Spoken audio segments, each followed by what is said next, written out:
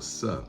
Man, it's been a minute since I did one of these vlog videos, but for the past couple of years, and especially really the last few months, I get hit up all the time in my DMs about success on social media. How do I do it? What's your trick? What's your gimmick? How to survive, how to stay positive. And you know, I can give you the best advice and also the worst advice.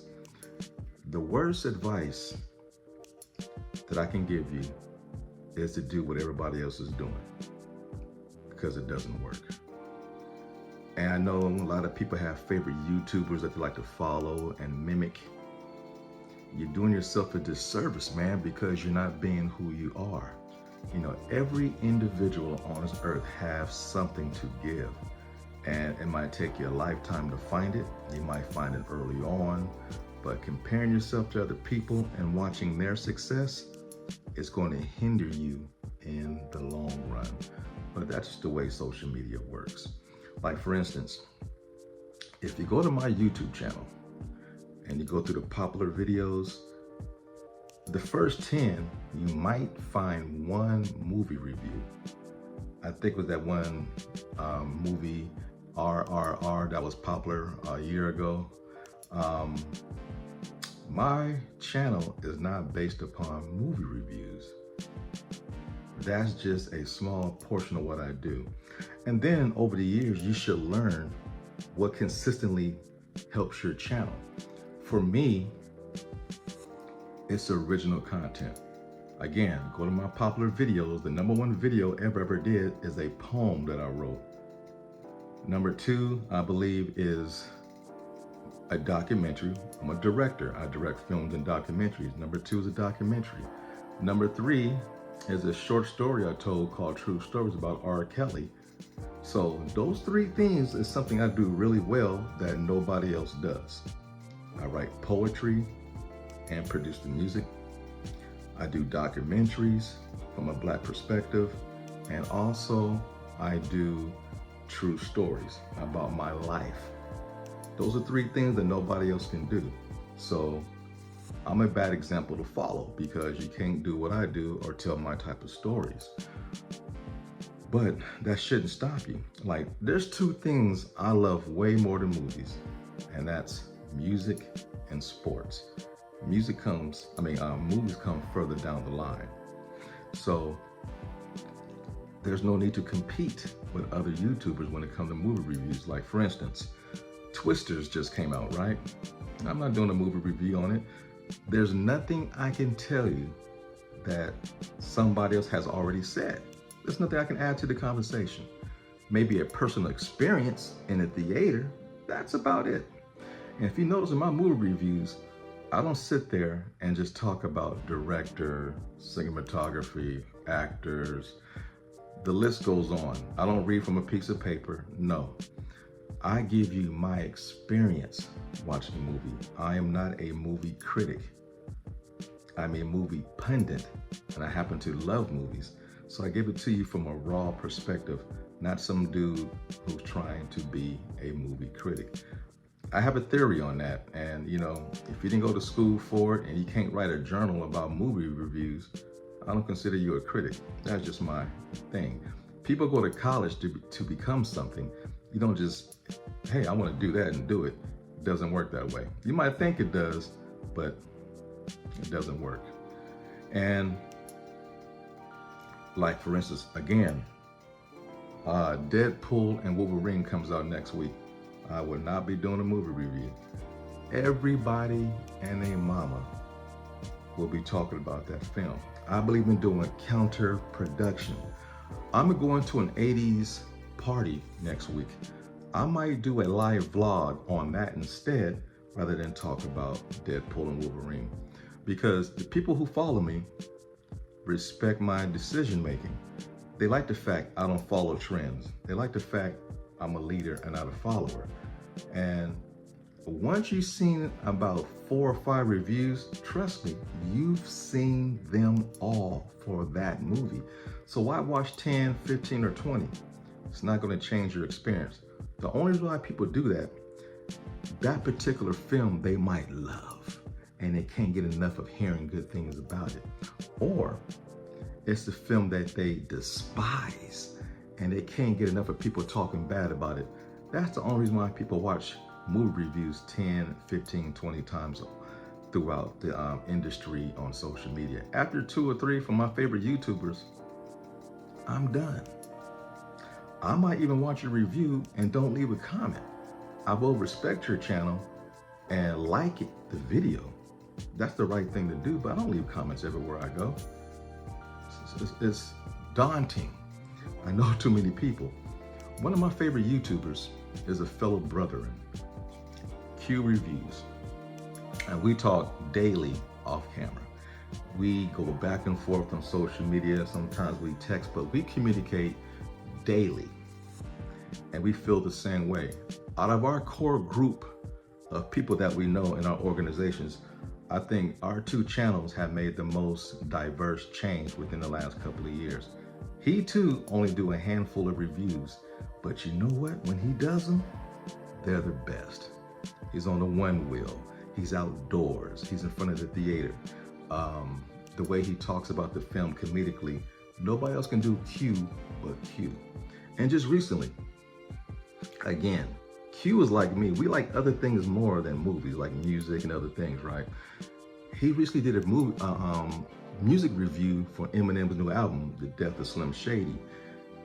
And I gotta say this, and I'm not being biased, probably one of the best YouTube videos I've ever seen in my entire existence on YouTube.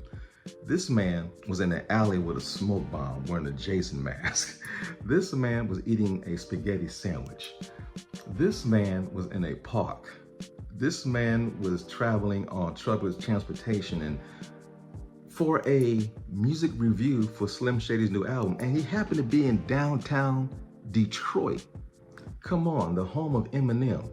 That's just brilliant thinking out the box. And no one else will ever do a music review like that, ever. Only Q. And the whole point of this vlog, be yourself, be different. You don't have to follow the trends. You don't have to have traditional thumbnails like everybody else. You would never see me make thumbnails like everybody else. Personally, I don't like it because it's not original, but they think you should do it because everybody else do it. Hey man, you're gonna fall into that same trap and never grow. Or you gotta like buy your way through YouTube and join all these different segments and organizations to try to get bigger. Again, YouTube got their claws in you and you're gonna do what they tell you to do. I don't follow the rules. I go against the grain. I do things my own way. But again, I'm a bad example because can't nobody else do me but me. And again, you know, we have deep conversations outside of YouTube, myself and Q. His real name is Jaquint, if you didn't know. You know, sometimes you should address people by their real name, not always their stage name. But YouTube has become stagnant. Everybody do the same type of review. Everybody uses the same verbiage. If I hear the name cinematography or this or that, I will throw up. You know, get a dictionary out, get a thesaurus, find different words to use when you're describing movies because you're becoming stagnant and you're saying the same thing over and over and over and over. I'm just trying to hip you up to some game, man. And there's simple things you can do to switch things up. You know, when you come to my channel, it's always an experience, not the same thing. You know, I'm the king of black and white. I'm the king of having cool music in the background. You know, I have a DJ voice. You know, use your attributes to insinuate your channel success. You know, find out what you're best at and good at and use it and start trying to be like somebody else. You know, if you don't have a deep voice, if you have a light voice that's annoying, like Pee Wee Herman, hey, use it to your advantage. If you like putting a lot of things in the backgrounds and to color things up, do that. Or use a green screen, you know, but big personalities don't need nothing in the background. Again, I'm gonna say it again.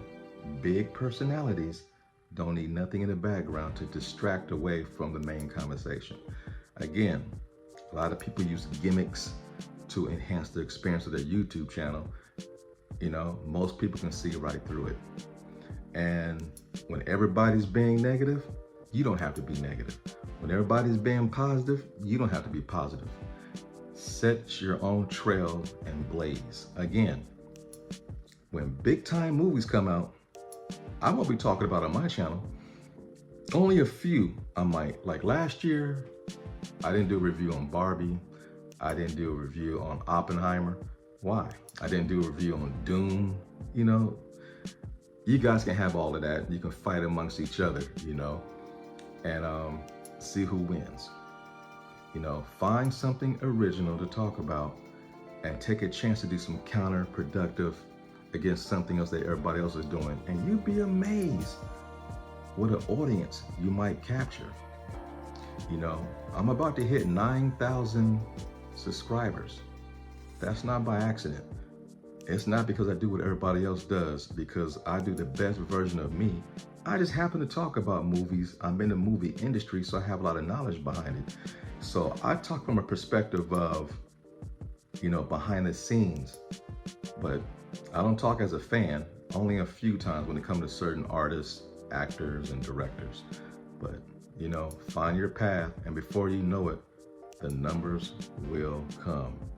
If you are wanting the numbers to come and you're trying your hardest and there's no success, look at your own algorithm. I don't mean to YouTube, your own algorithm, and try to figure things out. What are your best videos? The one thing I do like about YouTube, the popular videos is a good tool to look at to identify yourself. Again, you look at mine, you won't find a movie review, maybe one. It's all 99% original content. You'll see some videos, reviews on comedy. I love black stand-up comedians. So you'll see those in the top 10, nothing else. It's all either music related or personal things that I've written and produced or directed myself in the top 10. That's my advice to you as a YouTuber to find success. Don't follow me, find your own path and be the best version of you. And trust me, give it time. And YouTube will make you be patient. Be patient and the success will come, you know?